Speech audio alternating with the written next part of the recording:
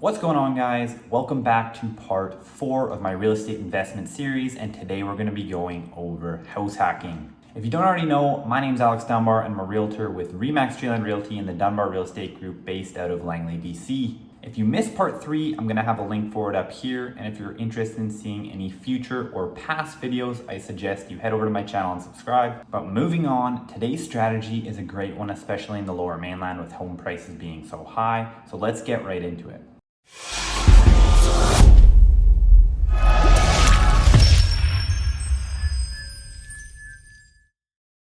Today I'm going to be talking about house hacking. House hacking is when you purchase a multi-unit property, live in one of the units, and then rent out the other ones. This can also be done in a single dwelling property by renting out rooms. The key to keep in mind here though is that if it's not a multi-unit property, you won't be able to use the rental income to qualify for your mortgage. However, given that you can qualify for the mortgage on your own, you can still use that rental income to help pay it down. An example of this would be purchasing a 2-bedroom condo and renting out the other room to a roommate.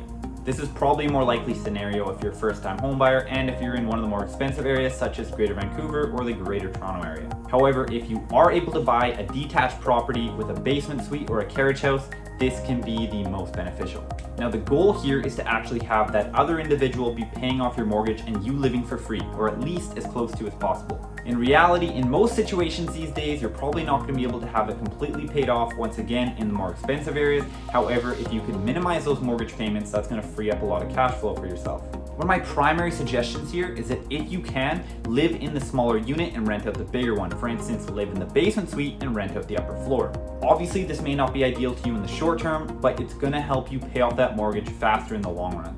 Now, one of the primary benefits here is that because you're purchasing it as a primary residence, you have the ability to purchase the property with less than a 20% down payment. And once again, on the resale, you're not going to have to pay capital gains.